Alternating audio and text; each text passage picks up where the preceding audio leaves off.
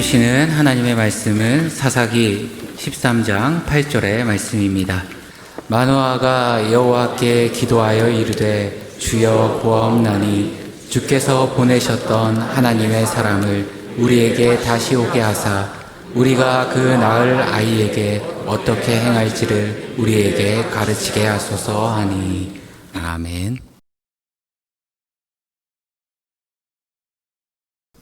오늘은 사사기 12장부터 13장까지의 말씀을 함께 나눌 텐데, 입다가의 그 이야기의 결말과 삼손의 출생 스토리가 나오는 부분입니다. 우리는 지난 시간 입다가 이 암몬 자손을 물리친 일과 자신의 서원으로 인해서 자신의 딸을 서원제로 드렸던 사건에 대해서 우리가 함께 읽었습니다. 오늘은 그 이후에 벌어진 에피소드를 그리고 있는데, 이스라엘의 수장 지파다 자부심이 높은 에브라임 지파와 입다 간의 갈등이 벌어지게 됩니다. 오늘 12장의 내용을 함께 통독하시겠습니다. 에브라임 사람들이 모여 북쪽으로 가서 입다에게 이르되 내가 암몬 자손과 싸우러 건너갈 때에 어찌하여 우리를 불러 너와 함께 가게 하지 아니하였느냐. 우리가 반드시 너와 내 집을 불사르리라 하니.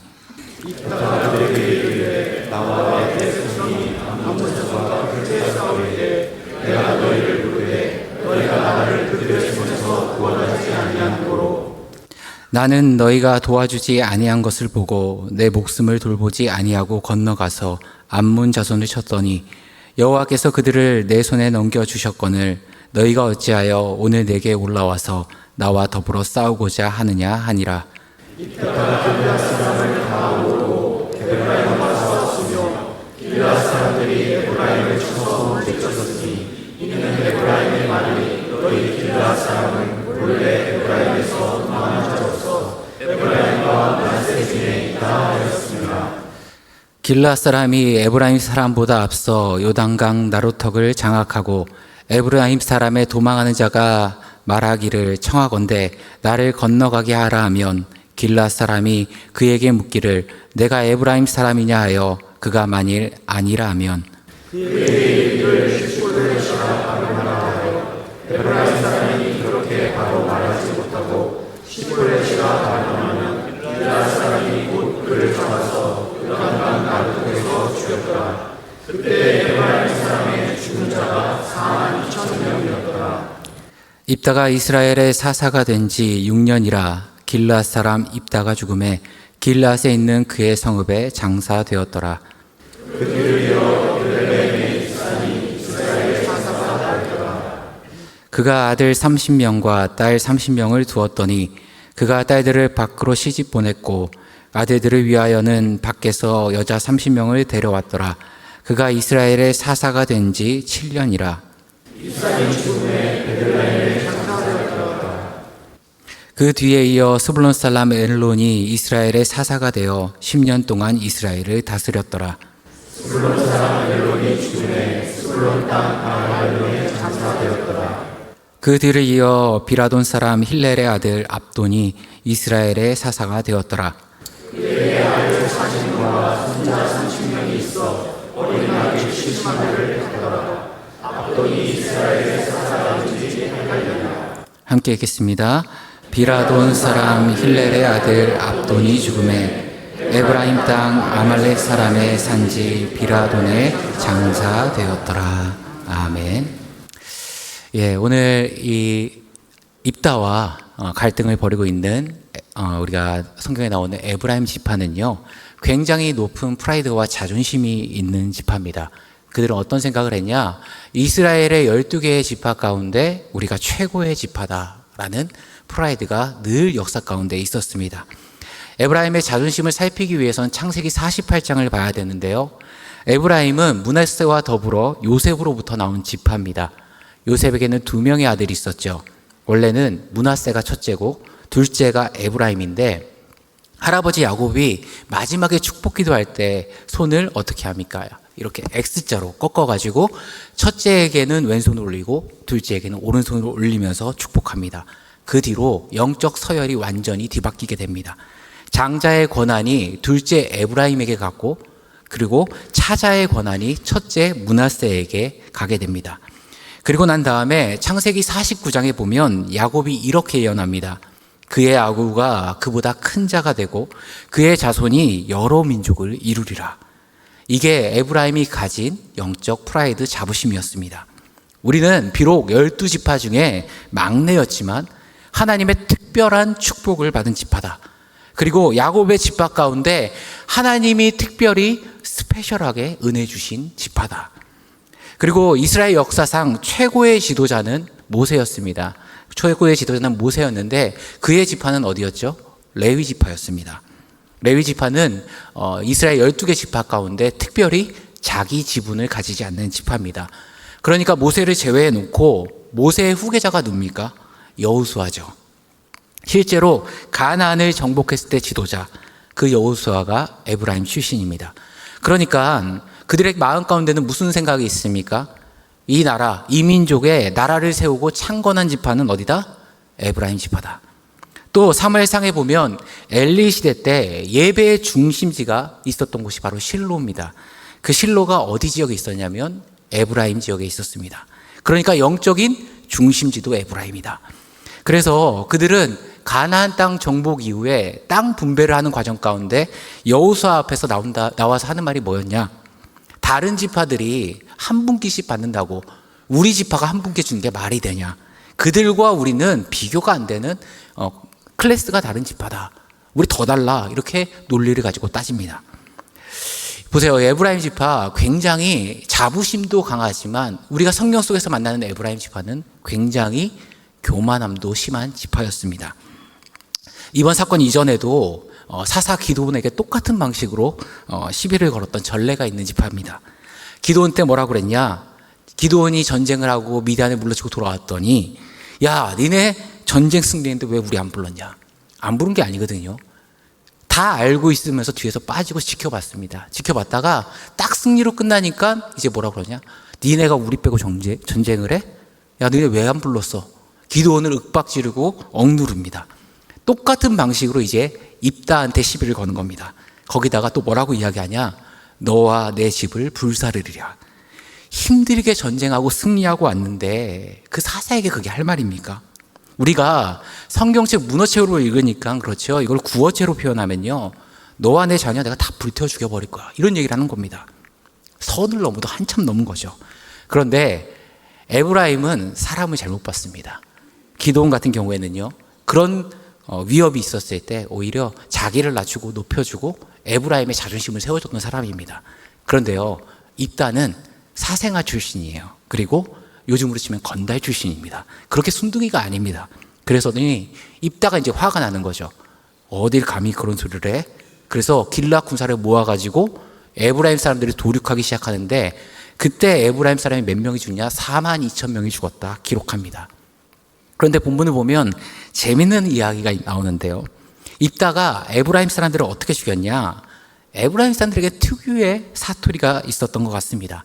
12장 6절에 보니까 지나가는 사람을 붙들고 십볼렛 이 발음을 해서 십볼렛이 되면 살려주는 겁니다. 그런데 에브라임 사람들은 그 발음 자체가 잘 안 되나 봐요. 그래서 십볼렛, 십볼렛 이렇게 발음하면은 그 자리에서 다 죽이는 겁니다. 그러니까 우리도 발음 연습 잘해야 됩니다. 쌀가게 이거를 살가게 이러면은 위험할 수 있습니다. 하여튼 에브라임 사람들이 보면요, 굉장히 교만하고 자존심 높은 지파죠.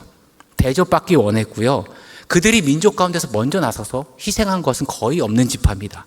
반면에 이 에브라임 지파와 비교되는 이스라엘의 양대 지파라고 하면은 에브라임도 있지만 유다 지파도 있습니다.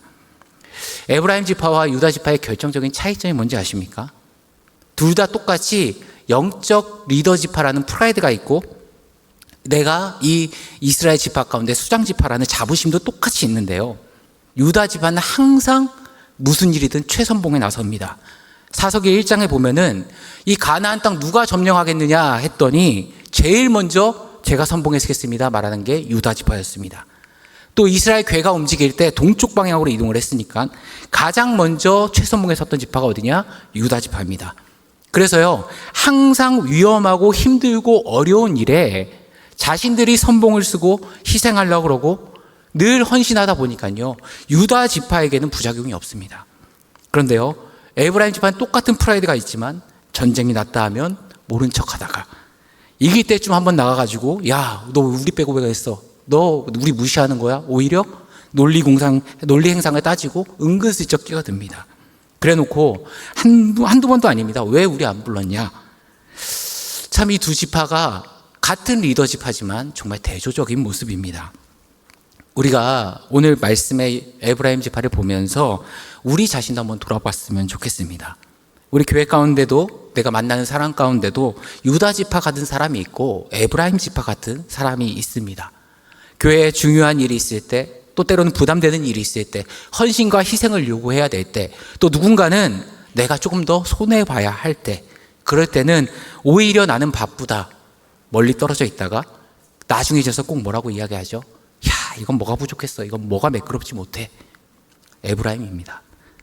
사랑하는 성도님들, 우리가 신앙생활 하면서도요, 하나님 앞에서 자부심을 가지고 영적인 프라이드를 가지고 살아야 되지만 에브라임의 모습이 아니라 유다 지파와 같이 가장 먼저 희생하고 가장 먼저 다른 사람 도와주고 때로는 내가 조금 손해보더라도 그 사람을 위해서 희생할 줄 아는 그런 유다 지파 같은 특성이 있는 여러분들이 되시길 간절히 소망합니다. 이어서 13장은 우리가 너무나도 잘 알고 있는 삼손의 이야기가 시작됩니다. 삼손이라는 이름의 어원은 한 뜻을 한 3가지 정도의 중에 하나로 보고 있는데요. 추정되는 게 뭐냐면 첫 번째, 태양이라는 뜻을 가진 히브리어 세메시라는 단어에서 유래됐을 거다라는 견해가 하나 있고요. 두 번째는 봉사하다라는 뜻을 가진 갈대어 단어 쉐마시에서 유래됐을 거다라는 추정이 견해가 하나 있습니다. 그리고 가장 지지를 받는 건 뭐냐, 강한 자라는 뜻을 가진 히브리어 쉬무손이라는 단어에서 유래됐을 거라 보는 견해가 있는데요. 우리가 뭐 잘 아는 가방 브랜드 샘소나이트가 이 삼손에서 유래된 거죠. 튼튼한 가방, 외국에서 견지는 강인한 가방, 뭐 그런 대표적인 강한 사람의 이미지가 바로 삼손인데요. 오늘 그 삼손이 출생하는 스토리 가운데 어떤 출생의 비하인드가 있었는지 오늘 13장을 통해서 우리가 함께 통독하기를 원합니다. 13장 내용을 함께 통독하시겠습니다. 이스라엘 자손이 다시 여호와의 목전에서 악을 행함으로 여호와께서 그들을 40년 동안 블레셋 사람의 손에 넘겨 주시니라.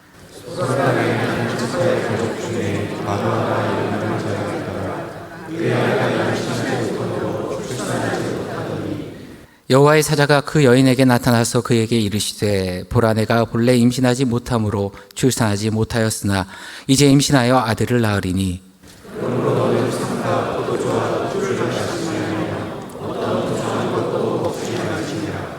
보라, 내가 임신하여 아들을 낳으리니 그의 머리 위에 삭도를 대지 말라. 이 아이는 태에서 나옴으로부터 하나님께 바쳐진 나실인이 됨이라.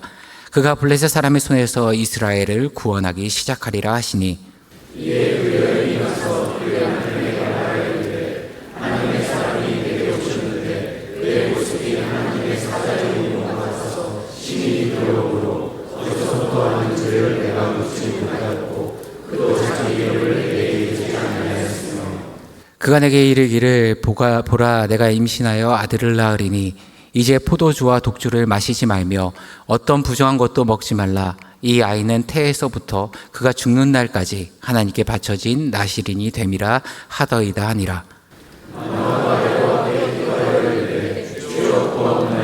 주께서 보내셨던 하나님의 사람을 우리에게 다시 오게 하사 우리가 그 말을 아이에게 어떻게 할지를 우리에게 가르치게 하소서 하니 하나님이 마노아의 목소리를 들으시니라.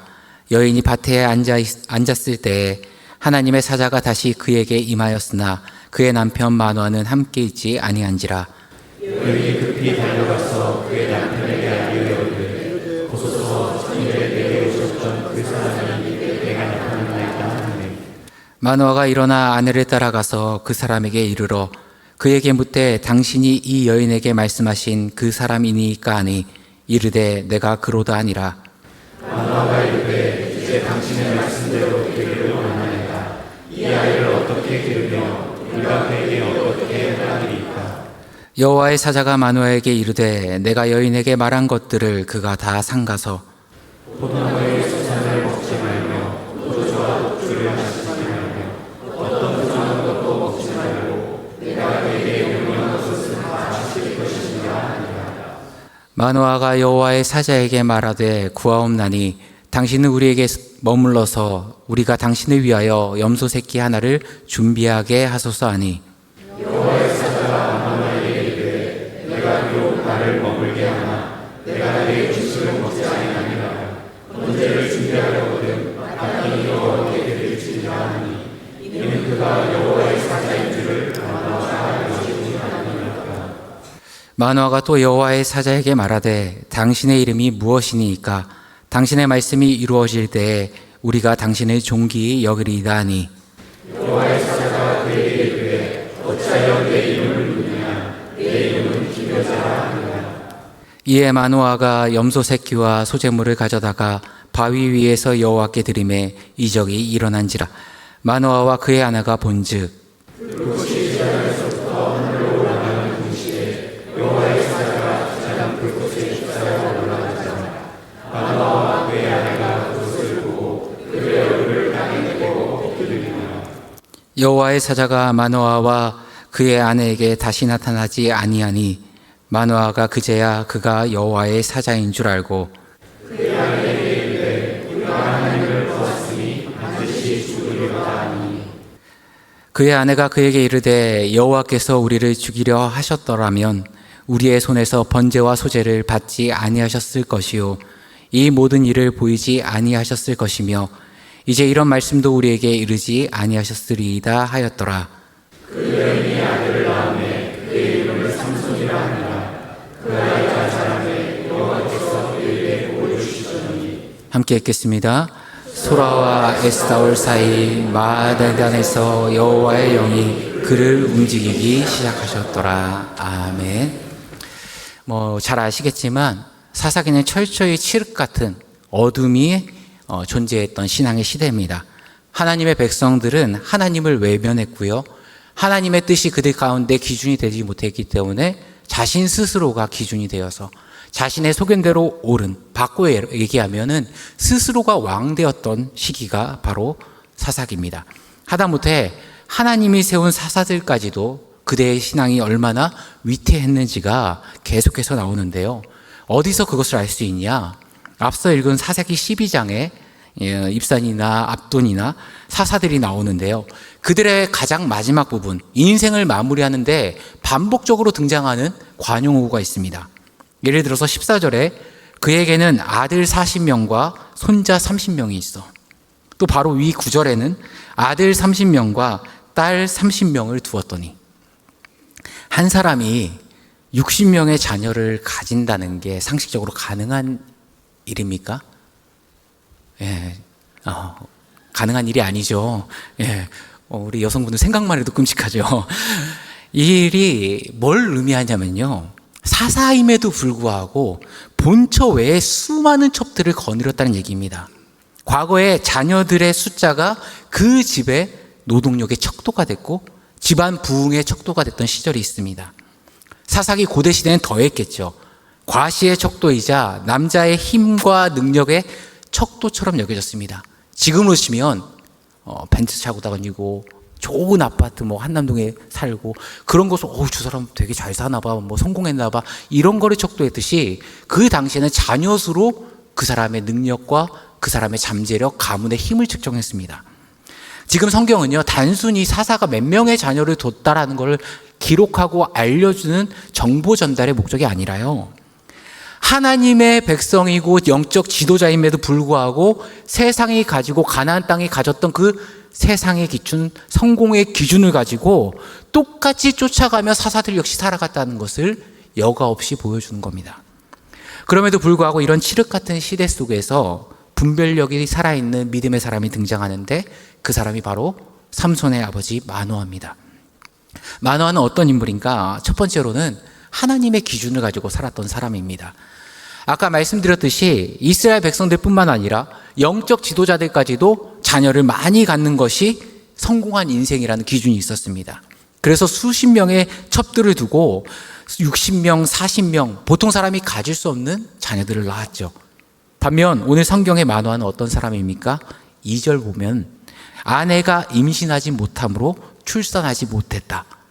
즉 당시 사고체계로 보면 철저한 심폐 한 인생이고 모든 것을 아내 탓으로 돌릴 수 있지만 그는 세상이 하는 방식대로 첩을 구해서 다른 해결책을 찾는 것이 아니라 하나님이 자기 주신 아내 외에는 다른 인간적인 방법을 강구하지 않았던 사람입니다.